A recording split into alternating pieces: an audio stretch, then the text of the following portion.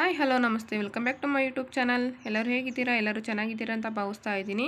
ಇವತ್ತು ಸಾಂಬಾರು ಮಾಡೋದನ್ನು ತೋರಿಸ್ತಾ ಇದ್ದೀನಿ. ಇವತ್ತು ಅಳಸಿನ ಬೀಜ ಮತ್ತು ಒಣಬದನೆಕಾಯಿ ಸಾಂಬಾರನ್ನ ಹೇಗೆ ಮಾಡೋದು ಅಂತ ತೋರಿಸ್ತಾ ಇದ್ದೀನಿ.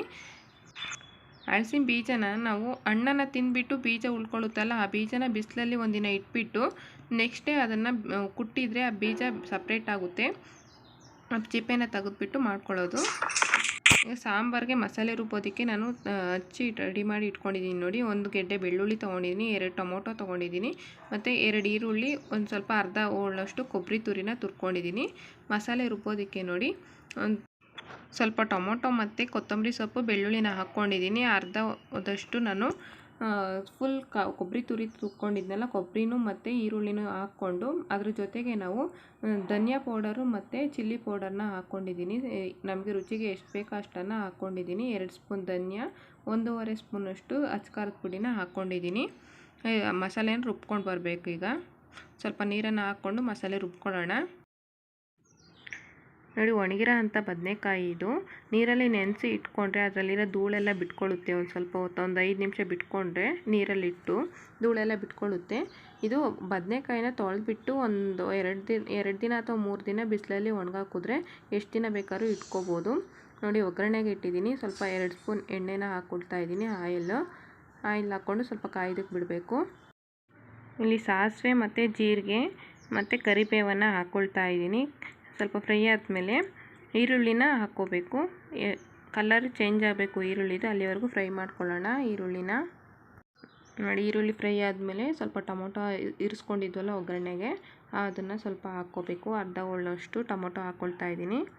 ಇಲ್ಲಿ ನಾವು ಟೊಮೊಟೊ ಬದಲು ನಾವು ಹುಣಸೆ ಚಿಗುರನ್ನ ಬಳಸ್ಕೋಬೋದು. ಹುಣಸೆ ಚಿಗುರು ಅಥವಾ ಹುಣಸೆ ಮಗ್ಗು ಬರುತ್ತಲ್ವ, ಅದನ್ನು ಹಾಕ್ಕೊಂಡ್ರೆ ಚೆನ್ನಾಗಿರುತ್ತೆ ಈ ಸಾಂಬಾರಿಗೆ. ನಾವು ಇಲ್ಲಿ ನನಗೆ ಸಿಕ್ಕಲಿಲ್ಲ ಹುಣಸೆ ಚಿಗುರು ಅಥವಾ ಹುಣಸೆ ಮಗ್ಗು, ಎರಡು ಸಿಗಲಿಲ್ಲ. ಅದಕ್ಕೆ ನಾನು ಟೊಮೊಟೊನ ಬಳಸ್ತಾ ಇದ್ದೀನಿ.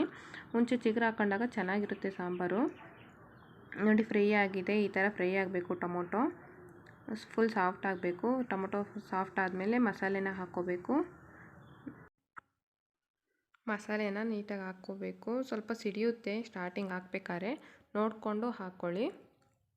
ಬಿಸಿ ಇರುತ್ತಲ್ಲ ಕುಕ್ಕರು, ಹಾಗಾಗಿ ಸ್ವಲ್ಪ ಸಿಡಿಯುತ್ತೆ. ನೀರು ಎಷ್ಟು ಬೇಕೋ ಅಷ್ಟನ್ನು ಹಾಕ್ಕೊಳ್ಳಿ. ಸಾರಿನ ತಿಕ್ನೆಸ್ ನೋಡಿಕೊಂಡು, ನಿಮಗೆ ಗಟ್ಟಿಗೆ ಬೇಕಾದರೆ ಸ್ವಲ್ಪ ಕಮ್ಮಿ ನೀರು ಹಾಕ್ಕೊಳ್ಳಿ. ಸ್ವಲ್ಪ ತೆಳ್ಳವಾಗಿರಲಿ ಅಂದರೆ ಒಂದು ಸ್ವಲ್ಪ ನೀರು ಹೆಚ್ಚಾಗಿ ಹಾಕ್ಕೊಳ್ರಿ. ಅಳಸಿನ ಬೀಜನ ಕುಟ್ಟಿದ್ವಲ್ವ, ಅದನ್ನು ನೀಟಾಗಿ ತೊಳ್ಕೊಬೇಕು. ನೀರಲ್ಲಿ ಹಾಕ್ಕೊಂಬಿಟ್ಟು, ನೀರಲ್ಲಿ ಹಾಕಿ ತೊಳೆದ್ಬಿಟ್ಟು ಆಮೇಲೆ ಸಾಂಬಾರ್ಗೆ ಹಾಕ್ಕೋಬೇಕು.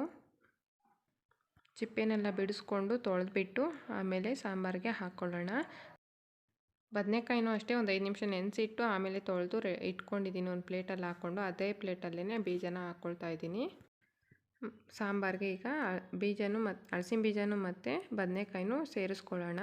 ಸೇರಿಸ್ಕೊಂಡು ರುಚಿಗೆ ತಕ್ಕಷ್ಟು ಉಪ್ಪನ್ನು ಹಾಕ್ಕೊಳ್ಳೋಣ. ಸ್ವಲ್ಪ ಬೇಳೆ ಹಾಕ್ಕೊಳ್ಳೋಣ. ಬೇಳೆ ಮತ್ತು ರುಚಿಗೆ ತಕ್ಕಷ್ಟು ಉಪ್ಪನ್ನು ಹಾಕ್ಕೊಂಡು ಲಿಡ್ನ ಕ್ಲೋಸ್ ಮಾಡಿ 3 ರಿಂದ 4 ವಿಸಲನ್ನು ಕೂಗಿಸ್ಕೊಳ್ಳೋಣ ನೋಡಿ. ಸಾಂಬಾರೆಲ್ಲ ರೆಡಿ ಆಗಿದೆ. ವಿಸಿಲ್ ತೆಗೆದ್ಬಿಟ್ಟು ಸಾಂಬಾರು ಯಾವ ರೀತಿ ಆಗಿದೆ ಅಂತ ತೋರಿಸ್ತೀನಿ ನೋಡಿ. ಸಾಂಬಾರೆಲ್ಲ ಚೆನ್ನಾಗಿ ಬೆಂದಿದೆ. ಅಳಸಿನ ಬೀಜ ಮತ್ತು ಬದನೆಕಾಯಿ ಎಲ್ಲ ಚೆನ್ನಾಗಿ ಬೆಂದಿದೆ. ನಾನು ಹುಣಸೆ ಚಿಗುರು ಅಂತಂದು ಹೇಳಿದ್ನಲ್ವ, ಅಳಸಿನ ಬೀಜ ಮತ್ತು ಬದನೆಕಾಯಿ ಬೇಳೆ ಹಾಕಿದ್ನಲ್ವ, ಆವಾಗ ಹಾಕ್ಕೊಂಡ್ರೆ ಚೆನ್ನಾಗಿರುತ್ತೆ ಸಾರು. ಆ ಹುಣಸೆ ಚಿಗುರು ಬಿದ್ದಾಗಲೇ ಸಾಂಬಾರು ಚೆನ್ನಾಗಿರೋದು.